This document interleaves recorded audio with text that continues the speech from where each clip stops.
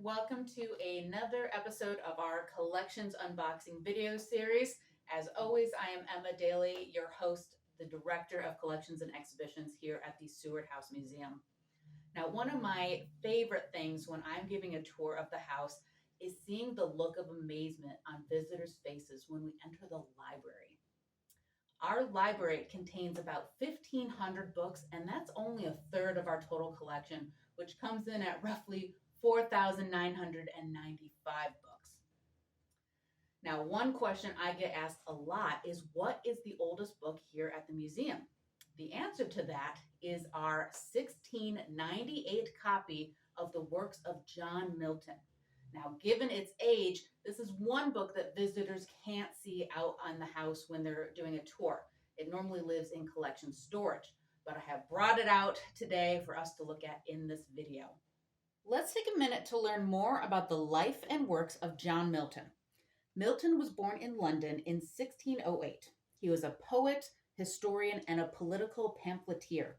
In terms of great English authors, Milton is considered by many to be a close second right after William Shakespeare. His most famous work is Paradise Lost, which tells the biblical story of both the fall of Adam and Eve from God's grace and also the clash between God and Lucifer, with the latter often portrayed in a sympathetic light. It is widely regarded as the greatest epic poem in the English language. As a political pamphleteer, Milton opposed kings and tyrants. He spoke out against state-sanctioned religions like the Church of England and supported religious tolerance. His influence was felt not only during the English Civil Wars, but well into the next century during both the American and French revolutions. Milton worked for the Commonwealth government under Oliver Cromwell as the Secretary of Foreign Tongues, which is just a really fancy way of saying that he translated incoming and outgoing foreign correspondence.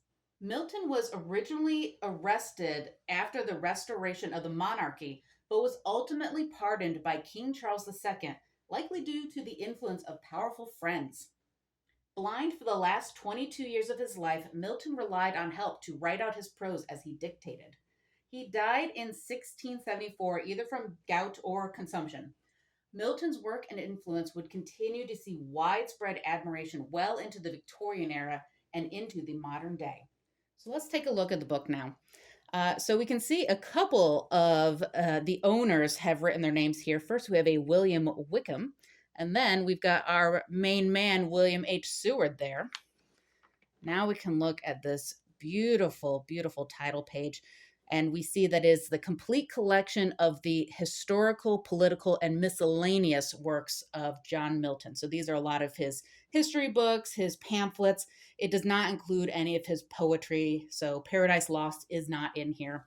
We can see another previous owner here assigned their name, 1731. And we see it was printed in Amsterdam. And here's our date, 1698. It's, of course, written here in Roman numerals, but someone wanted a quick translation of that. We also have an inscription here, Samuel S. Seward to his son, William H. Seward. So just a couple of pages that we'll look at here. So it starts off with this life of John Milton. He'd only been dead for about 24 years by the time this was published, but they did a little biography on him. And then we get into, here's his works here, another title page. We can see some of this just lovely old typeset. His history of England. I love the S's that look like F's. That's always fun. You can flip forward a little bit more. You can see his views on church government. Again, he very much was a proponent of separation of church and state. So it's quite interesting to see that happening here in 1641. We also have his views, his doctrines and disciplines of divorce, which I'm sure had nothing to do with the fact that he wanted to divorce his first wife. And you can see just lots of nice small print. Here's some other stuff on divorce. He had some big views on that. I just want to point out at the very end here, W.H. Seward has signed his name again, and look at that. He's writing in this book, which was already an antique by the time he got it. So, the nerve of him. Okay, so what do we know about the when and where this book was acquired by the Sewards? Unfortunately, not much. Again, it was already an antique by the time it came into Seward's hands. Of course, from the inscription, we learned that it was a gift to him from his father, Samuel Sweezy Seward. Um, Samuel could have purchased it here in the States from a bookseller that perhaps specialized in antique tomes, or it's possible that he also purchased it when he and his son actually took their father-son trip to England and Europe in 1833. Either way, no matter how it came into our collection, we are so incredibly lucky to have a piece of history like this here at the Seward House Museum. So thank you again for joining me. I will see you next time.